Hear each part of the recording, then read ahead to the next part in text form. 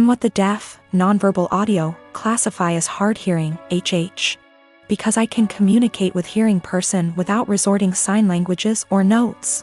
I met my boyfriend, Alan, who is deaf about a year ago. I was the only person he could communicate at work with ASL, even though I only could sign basic words. Later, he began to teach me in more advanced ASL, and we found out we have so much in common in TV, movies, books, tastes with similar goals and desires in life that we became best friends that evolved into a romantic relationship. We're going strong 9 months now and we're compatible in every area. It's the best and healthiest relationship I ever had, and I'm always excited and giddy to see him at work or when we wake up together. He feels the same, and we're talking moving each other as soon his lease is up in 3 months from now. 2 months ago, we decided to meet each other parents, which all are hearing. He's their only deaf son.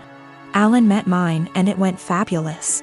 Then we met his parents, Irma and Paul. I thought we got along because they were smiling, gushing and laughing, but I'm beginning to believe they were putting their best masks for the sake of their son. One time on a family's birthday parties, Irma said in front of the ladies with me next to her, "It's so impressive you can talk with that speech impediment. I barely can understand you myself." She said as jokingly manner, but no one laughed. Everyone glanced at each other awkwardly and I just stared at her. Then excused myself. At first I wasn't sure if she meant as generational ignorant way like, who's the woman in the relationship? To the gays. I didn't mention to my boyfriend because I was hoping it was only time remark. It wasn't. They made more comments, mostly Irma, about me struggling pronunciation or grammars, using sign language incorrectly and not teaching me the right one like Alan would do, or not having deaf//HH friends, or not going more to deaf community, and so on. It happened so gradual and subtle that I didn't realize they were being insulting to my face that to this day I still wonder. Most of the time they would make those comments without Alan nearby. I mentioned to Alan few times and he told me that maybe they were worried I might not understand the deaf culture. He talked to them that saying those things weren't helpful and he would appreciate if they would shut it up. They didn't. Few weeks ago at barbecue party, Irma and Paul sort of insinuated about my parent for not giving best tool for me, saying it was a shame that my parent didn't put me in deaf school or letting me to get cochlea implant or letting me to study abroad in non-deaf university program. They made it sound as if my parent crippled me as person because my social and emotional network didn't consist the right people. This time I got angry and I said what they said was rude. That my parents made lot sacrifice for me and no one has the right to belittle for their choices about raising me. Alan caught at the end of the conversation, lip reading, and asked me what's going on.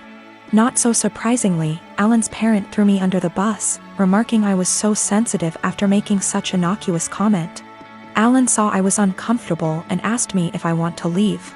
I said yes, and we left. When we got home he asked me what they said to me.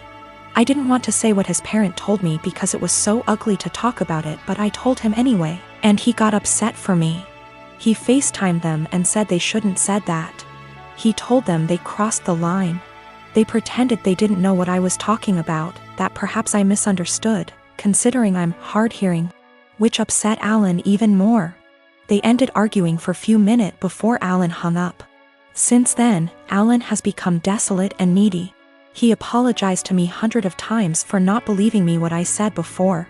I told them that he has nothing to apologize because I wasn't sure if they were being snide toward me until now, and I'm not going to blame Alan for what his parents said to me.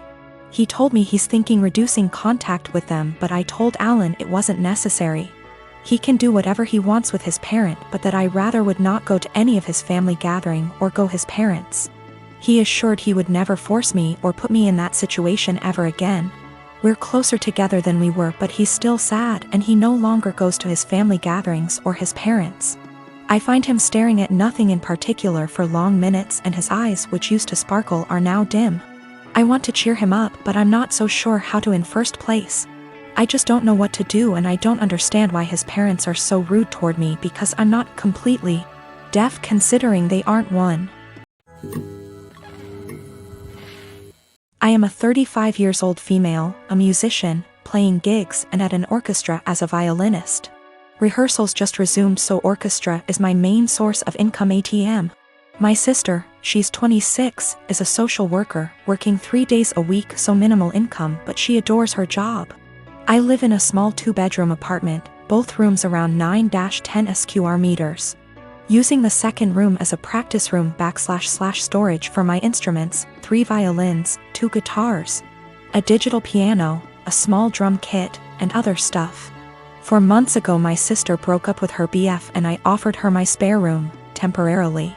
I moved most of my stuff to the living room so I could fit a small bed in there. Sis moved in, but she asked me to move more stuff to the living room. I moved pretty much everything sans the piano, to the point where the living room became uninhabitable.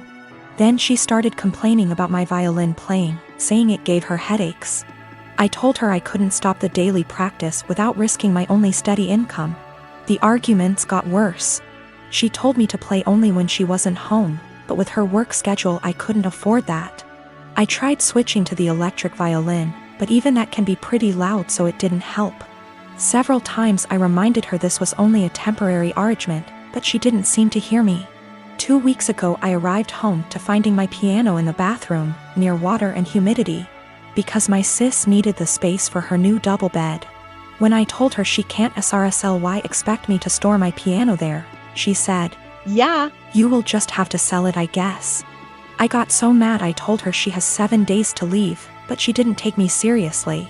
For a week I only talked to her to remind her how much time she has left, but she always laughed it off, told me to stop acting like a crazy person. When the deadline came I boxed up all her stuff while she was at work, booked an Airbnb bedsit close by and drove her stuff there. She was livid but couldn't do anything but take her new keys and stay there.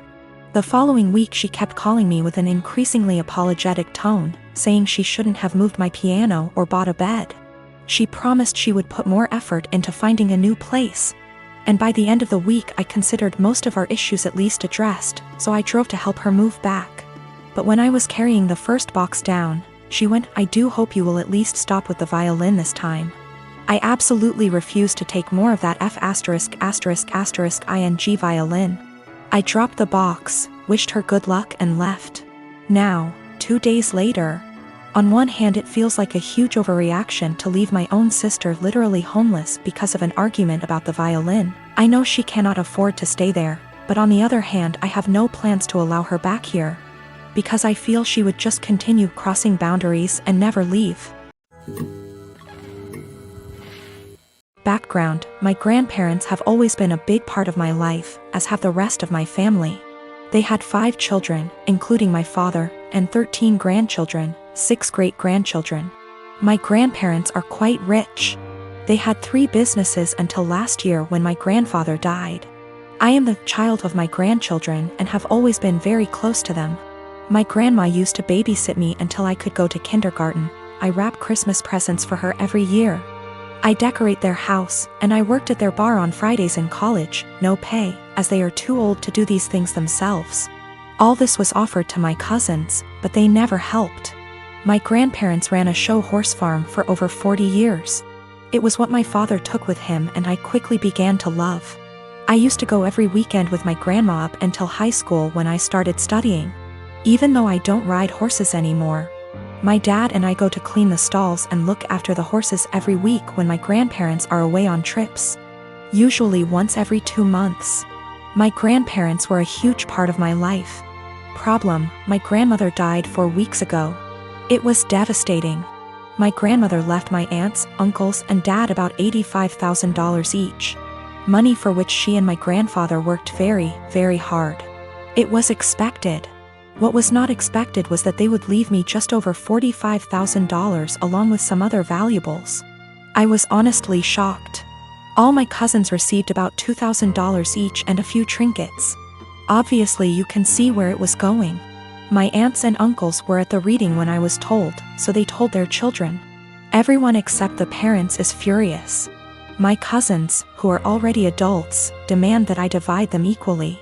I don't feel like I should. I was very close to my grandparents and did a lot for them, but it's hard.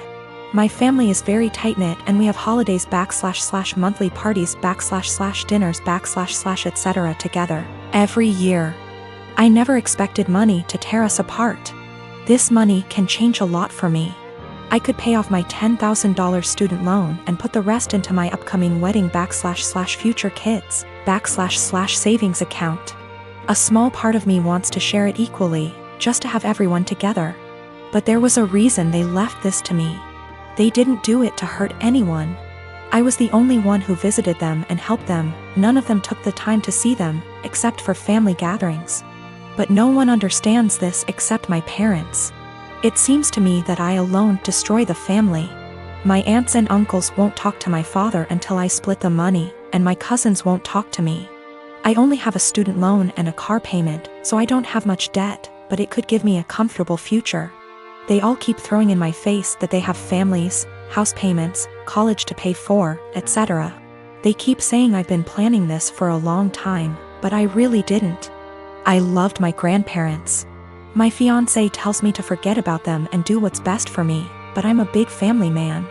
I don't want to split the money, that could really help me, but I feel like they can play with me, forcing me to choose between them and this. My parents also want me to keep the money for myself, as they think my family members are being ridiculous and demanding it.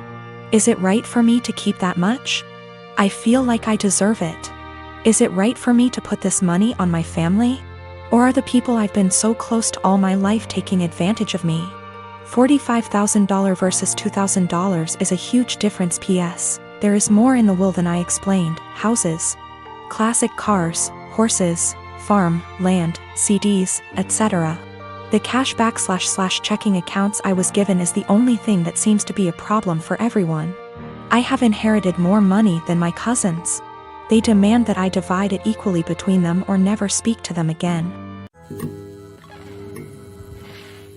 I'm 15 years old. I have a stepsister who is a couple years older than me, and she is really seriously disabled. I'm not sure what's wrong with her because no one ever wants to discuss it with me, but she's nonverbal, breaks her bones a lot, and has severe epilepsy and will have many fitting episodes. She also doesn't understand stuff. That's probably the easiest way to put it. She's just a human body with nothing inside. She's my stepmom's daughter.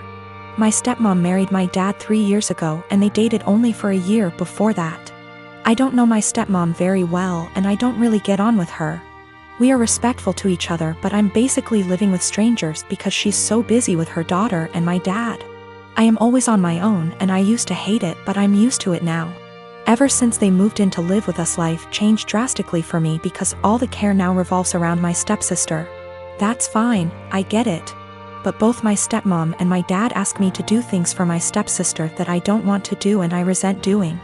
Stuff like staying home when I want to go to the mall with my friends. They're disappointed that I don't get her anything for her birthday with my very limited funds, etc. My own mom passed away when I was small, so I can't go and stay anywhere else, and all in all I'm just a lot more angry than I used to be, because they seem really disappointed whenever I say I don't want to do anything for her. Even stuff like feeding her, like I don't want to sit there feeding her banana pudding and wiping her drool. I didn't ask for this. Anyway, she recently fell a few days ago and had a seizure for 8 minutes. She was taken to hospital and the doctors want to keep her in and look after her. I don't want to go and visit her.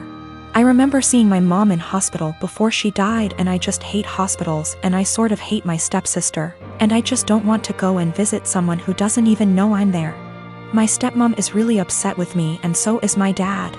They haven't yelled at me or anything, but they are both being super cold towards me because I don't want to visit. My grandma who lives in Canada called me about the blue and told me it was okay. And I don't need to force myself to go to the hospital, so I'm assuming my dad has told her I'm refusing to go. He keeps pleading with me, but I keep telling him I'm not doing it. I told him hospitals remind me of mom and he got even more upset and said my stepsister might die and I need to stop being so selfish towards my stepmom.